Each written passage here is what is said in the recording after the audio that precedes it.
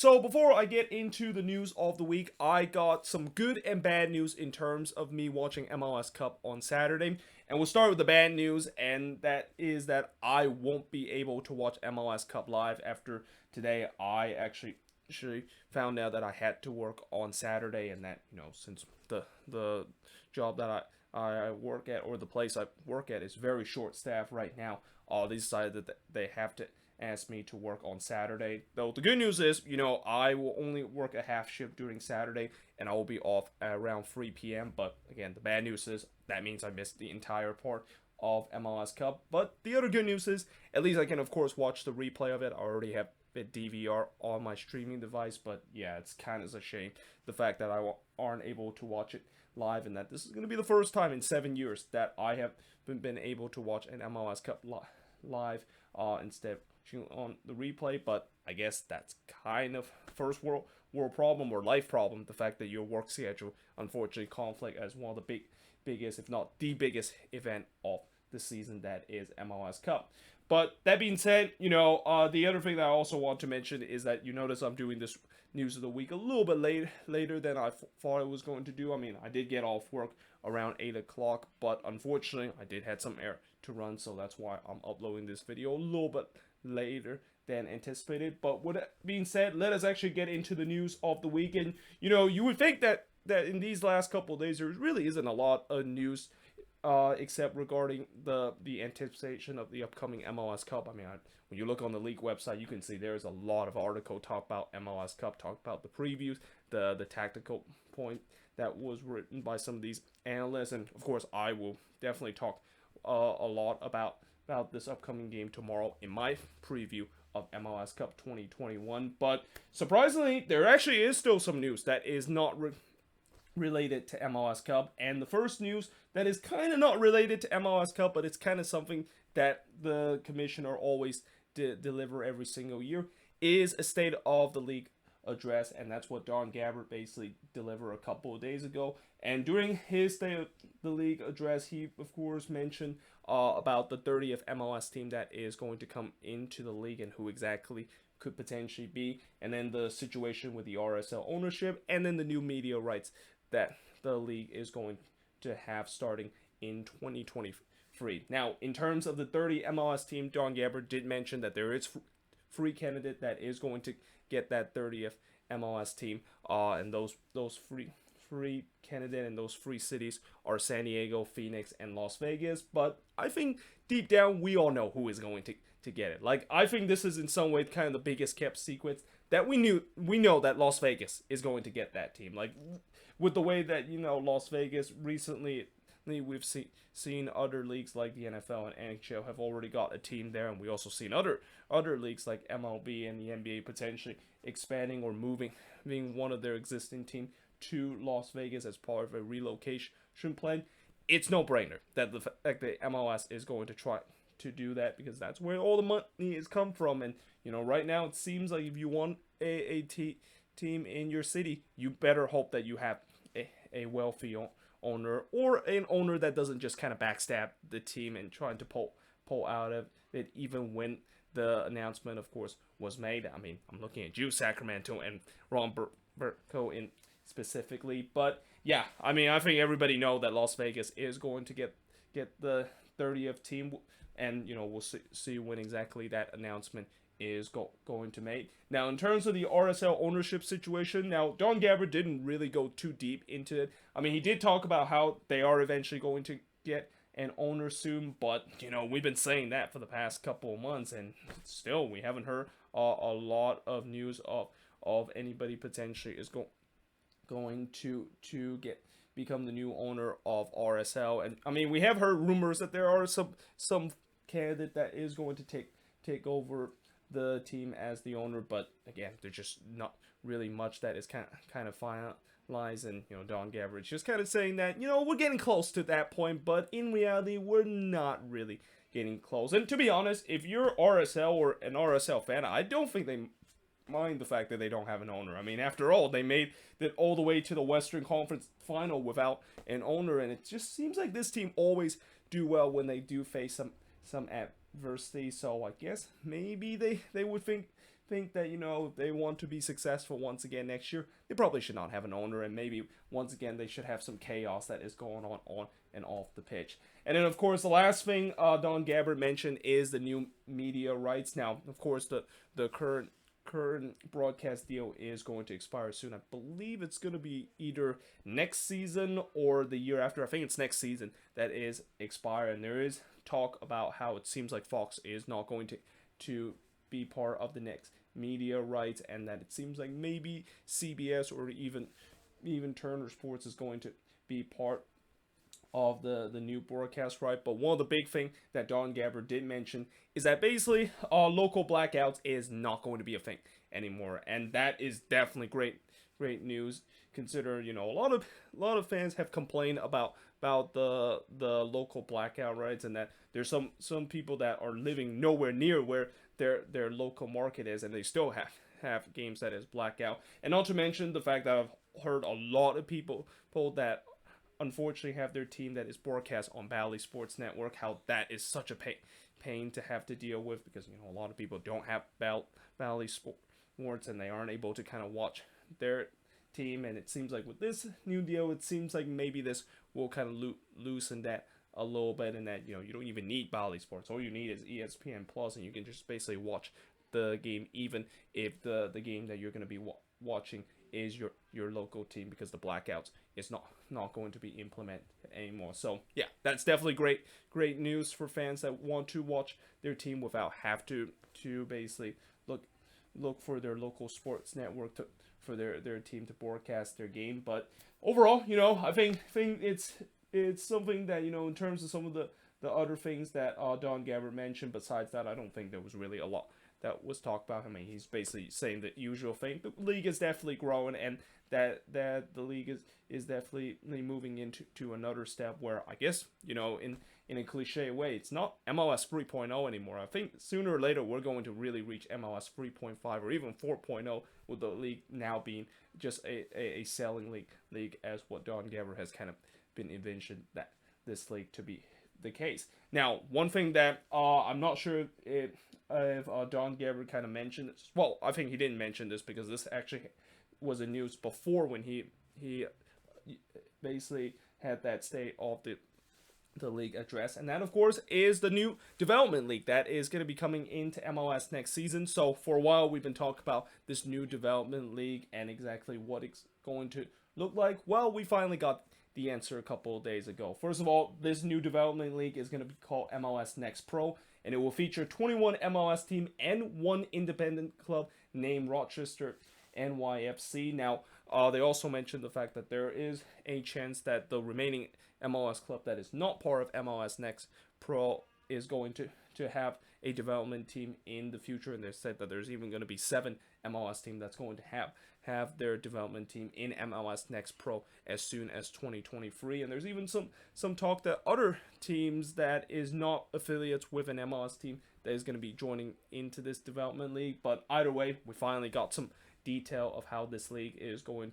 to work, and it's great to see that of course this league has finally started again, because for a long time, a lot of these MLS teams have been wanted to have a system where it's going to be kind of similar to what we see in other sports, where you have like a development league, and that you can of course develop your players before maybe calling them up. So, and it seems like this is going to be the case, especially with a lot of these teams that have their own academy. Now a lot of these academy players, not only the fact that they get a chance to graduate from the academy and move on to another team, but they don't necessarily need to maybe move on to another team or go to Europe straight away. Maybe they can of course join this development team before maybe having a chance to move on either to go to Europe as part of the next step, or maybe just promote them into the senior team. But either way, it's good to see that the league is about to start. I'm very interested to see how this league is going to look like. Obviously, I am not going to do a preview and review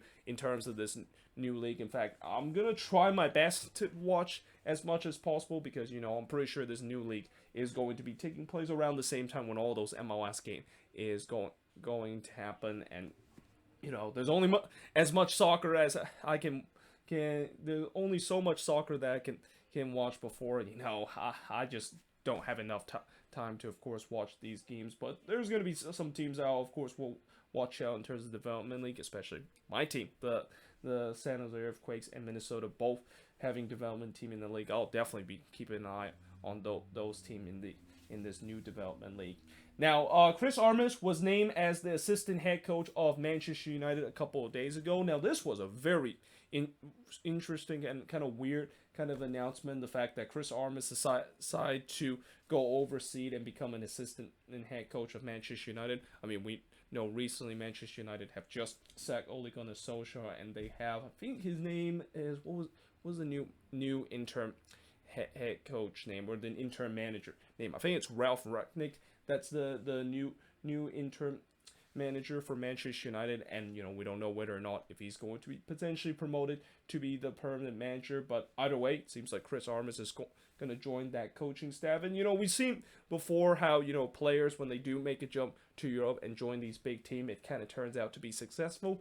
That unfortunately has not been the case in terms of the coaching run. I mean, we've seen so many American head coaches that want to break into the to coach this European team, and in some way we have seen a couple of decent one, but we also have seen guys like Bob Bradley kind of fail when he decided to coach in Europe, and especially in the Premier League. And then of course we recently seen Jesse Marsch, who did well with RB Salzburg and did get a promotion to the main Red Bulls franchise, that is RB Leipzig. But yeah, he did not do well at all with RB Leipzig, and eventually got fired just recently. So we'll see how Chris Armas is going to do. I mean, the difference is between those two names I mentioned is that he's only going to be an assistant head coach, but it's good to see that we finally see some American head coach that is going to be going overseas and kind of try this out, although it's still very interesting to see how, I think Chris Armas is a decent coach. I mean, I think maybe he isn't really as good as, we've seen before, where sometimes we have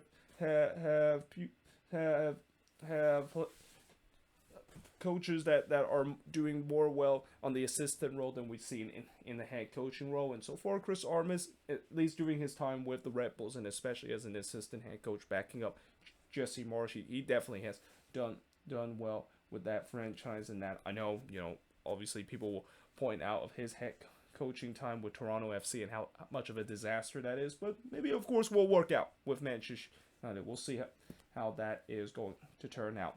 Now, moving on, in terms of the next news is contract extension. And as usual, when I hear contract extension from these past couple of days, and there's a lot of them, I am not going to just kind of put like bullet points on every one of them, because that just takes way too long. And most of these players, they do have different length in terms of their contract extension. But to just kind of put it simply in terms of who, of course, got contract extension, we got Pedro Santos, Jacob Lesnes, Miguel Navarro, Carlos Cornell, or received contract extension with their respective team. And most of these players definitely deserve their contract extension, because most of these players have been a vital part of their team last season. It seems like they're going to be a vital part of their team in the future too.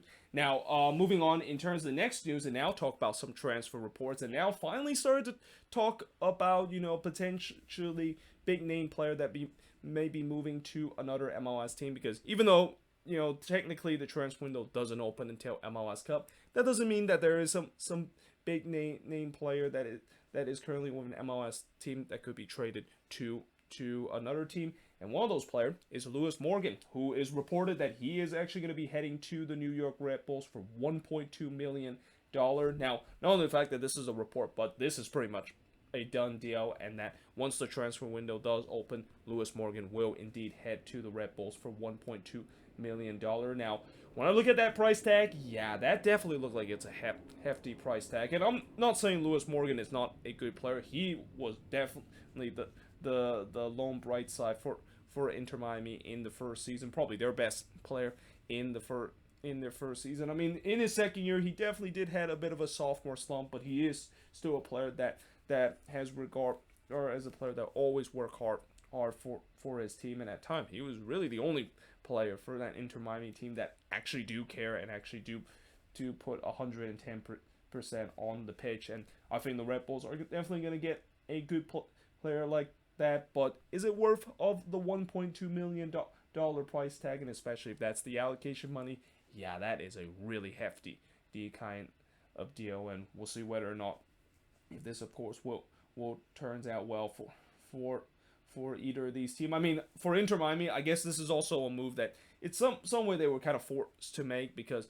they have also been handed, I think, a $1.3 million fine in terms of allocation money, in terms of the whole TAM debacle that they had, or the whole DP and TAM debacle that they had with Blaise Matuidi not long before. So yeah, it seems like they desperately need money in terms of paying that fine, and this might be one of the moves that they just kind of had to take the money to, of course, pay that fine, which is kind of ironic, because you would think Inter Miami has a lot of money, and especially a team owned by David Beckham and have an unlimited resource, they shouldn't have to just sell off one of their players so that they can, of course, gain some allocation money to pay off the fine. But I guess that's how it is for them, and we'll see whether or not if this is going to be something that they're going to be truly missing, because again, even though Lewis Morgan, he didn't put up the good number as he did in his first season, he is still a very hard-working player, and a player that is going to do well, definitely, for the Red Bulls. Now, Sebastian Lletget is actually reported to be traded to the New England Revolution from the LA Galaxy. Now, if this, of course, is going to come true, then man, New England, you talk about a team that next season, I know they're going to be losing a couple of their talented player. I mean, one of the players that they're definitely going to be losing next season is Tajon Buchanan to Belgium, and then we also have heard rumors that Adam Buksov could be on his way out with his incredible season that he has with New England. But there's no doubt that the Refs, they're already starting to think about the future and trying to build up their team, and having Sebastian Lletget, who is a regular U.S. men's national team player. And I know there are sometimes Galaxy fans kind of be very too critical of Lletget, but I think Lletget is a decent player for this Galaxy team. And imagine if you're going to have like a midfield with Lletget and Heel as in your same team. Boy, that is going to be a really, really strong, and probably even a stronger midfield than we saw from this season. And I mean, I think this is definitely a no-brainer move, and especially with Lletget going to New England and potentially reuniting with Bruce Arena. And notice I say potentially, because remember I talked about a couple of news of the week episode ago of Bruce Arena, his future with New England. I mean, at the end of the day, I still think he's going to stay with the team next season. His contract isn't going to end this season, but you never know. Maybe in the off season, Bruce Arena might actually decide to call it a quit. Though if this move is done, I don't think this is a sign that he's going to call it quit, because he's bringing in a player that he has able to develop to be a very decent player, and it's going to definitely work out for Lletget if he does go to New England and do good things with the team. Now, Charlotte FC have announced that they are close in signing 19-year-old Brazilian striker Vinicius Melo from SC Internacional. Now, I don't know a lot about this player, and it seemed like this is just one of those signings that Charlotte FC is trying to kind of remind the league that, yeah, we're also following the trend that we're going down to South America and finding this hidden gem, and hope that it will work out, and that we can, of course, sell this guy for a big profit. And we'll see whether or not if that is going to be the case, because like I said, I don't know a lot about this player, and we've seen before where, well, yes, there have been times where teams have to try that strategy that kind of all started with Atlanta United decided to do so just a couple of years ago. There's been some hit and miss in terms of it, and let's just hope for Charlotte's sake, this is more of a hit, and that they can, of course, have find kind of a rough diamond in the rough situation, and he will develop to be a very decent player in MLS.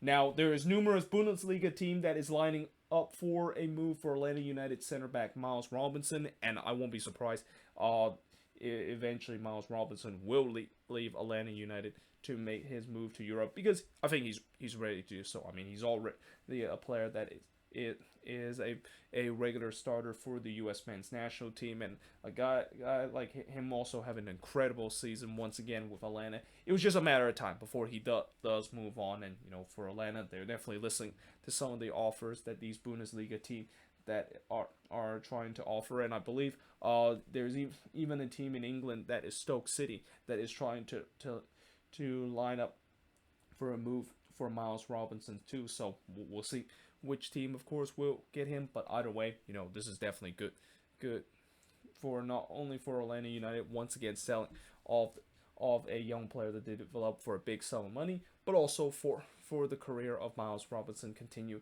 to develop to be hopefully one day a rock in that defense for the U.S. men's national team.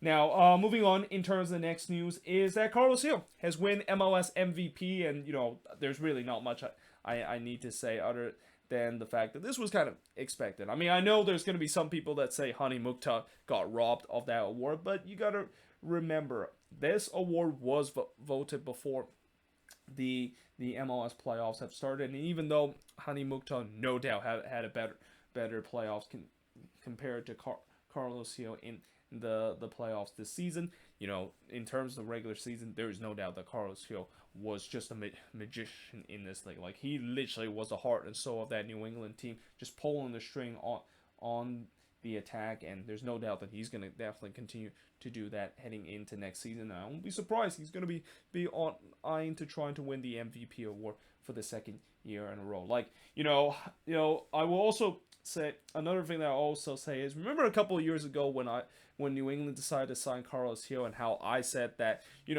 Carlos Hill, well, he was an okay player in Europe. He was also a guy that was kind of a bit of a fair wonder kid and never really kind of get things going.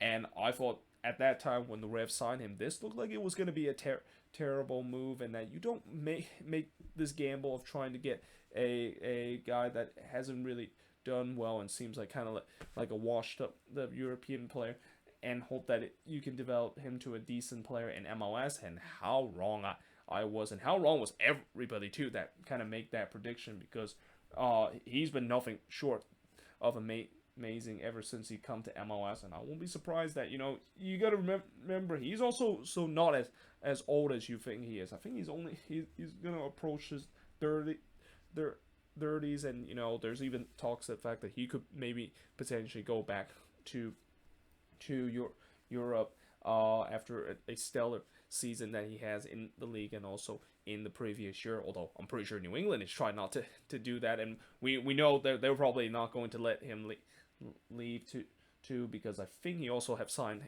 a new multi-year contract not long before he won the MVP award. But like I said, well deserved in terms of winning the Landon Donovan MVP this year. That is Carlos Hill.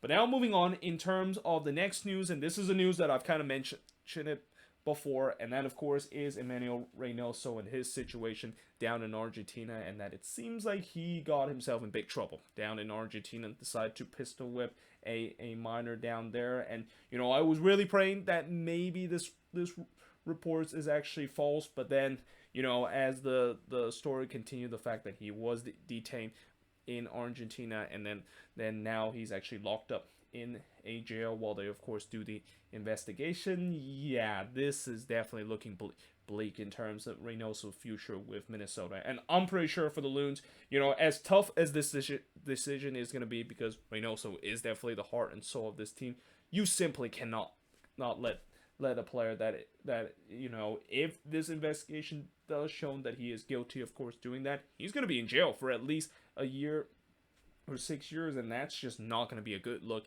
in terms of this team image. And again, I think this offseason, it just got even more complicated for this team, because coming into this offseason, I talked about how this team, they definitely has the talent to potentially go at it again next year, and hope that a lot of these players that clearly underachieved this season can show up to their potential. But now you have this whole Reynoso situation, and not to mention the back line of this team is aging really badly. Yeah, the future all of a sudden look bleak for this team, and that, I guess that's kind of the nature of being a Minnesota, the sports team. You just cannot have nice things, and it also makes me wonder, why in the world did I support this team? I mean, I'm not going to say that.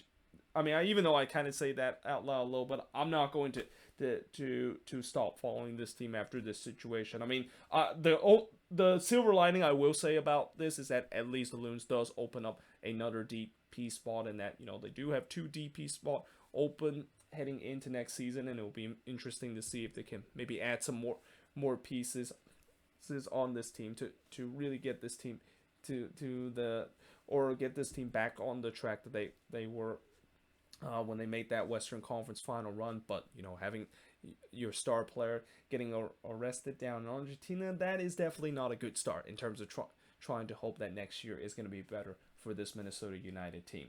Now, moving on, in terms of the next news, is that Charlotte FC have released their first ever primary kit. Now, unfortunately, I don't actually have my phone right now. My phone is actually charging right now, and I actually am charging it from the other room because the power outlet in my room for some reason decided not to work. But they have showed the image, or they have of course show people how the primary kit is going to look like, and I'm not gonna lie, I actually do like it. I mean, I know some people say that the kit looked really boring with it just being kind of a bland kind of blue color with like white color on the sleeve, but I generally like it. I think it works perfectly, and in some way, this is also kind of a kit where Charlotte FC decided to do kind of just playing it safe in terms of the kit. I mean, I've seen before where teams maybe being a little bit too flashy with their kit, and it just turns out to be an absolute disaster.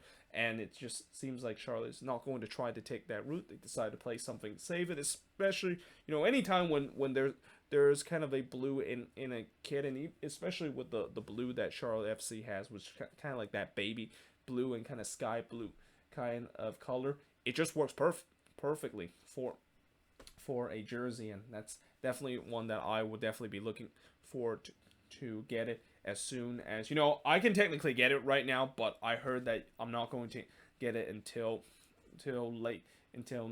next year, because I think the demand is definitely high for that new jersey. So I'm just going to kind of wait out until the demand does start to low way, where I can basically get the jersey and don't have to wait like 2 or 3 weeks to get it. Now, moving on to the last news in terms of this news of the week, because I want to now quickly finish up this video since it's already started to be too long, and that of course is talk about MLS Cup, and that I mentioned I'm gonna do the preview tomorrow, but I want to just kind of talk about in terms of the ticket prices to attend MLS Cup. So if you're a person that wants to have that experience, or a once in a lifetime kind of experience of attending an MLS Cup, then expect to pay a hefty penny for this game, because I think this is going to be on verge of becoming the most expensive MLS Cup in league history, with the way that the secondary market, they said that the cheapest tickets on SeatGeeks is $693, with the supporter section at $1,110, and then lower sideline sets at $1,500 to $2,780. Now, this price, of course, is clearly inflated with the way that I remember when the Timbers released some of the tickets, especially some of the supporter section tickets. They actually released tickets as low as $58 to attend this game. Now, obviously, those tickets would immediately snatch away, because you imagine watching an MLS Cup for only $58. That is just an absolute steal of the century. But obviously, with the way that some people that of course got the tickets and decided to kind of resell for a higher amount of margin, it's not surprised that of course is the case with the prices being so inflated. But for those that do look to try to attend this MLS Cup game, and especially Timbers fan that still want to attend this game, because I know there was a lot of frustration in the Timbers fan base of the fact they were having a lot of issue in terms of buying tickets, especially for season ticket holder. Not all of them were able to access the tickets, because the main tickets website the Timbers use, I think they use SeatGeeks as their main ticket source. That website basically went down for a long time, and by the way it came back up, all the tickets was already bought by other fans. So if you want to of course attend this game, then my suggestion is maybe wait. Well, by now it's probably going to be well, actually wait until maybe tomorrow, or maybe a couple of, or just hours before kickoff of the game, because usually as it gets closer to the game, the prices does go a little bit lower, although that's obviously never a guarantee. Maybe sometimes the prices will stay the same, or in some case it will continue to be very high. But if you're going to buy tickets to the game, just let you know that it's not going to be cheap, and that I eventually in my lifetime I have to attend an MLS Cup game, and I don't know when exactly that is going to be the case. Presumably, hopefully, when the San Jose Earthquakes or Minnesota does make it to MLS Cup one day, I will definitely attend to it. But if you really want to do it as a hobby, just expect that it is going to be very expensive, and it's going to continue to be very expensive. I mean, as the league continue to grow. Remember, maybe about 20 years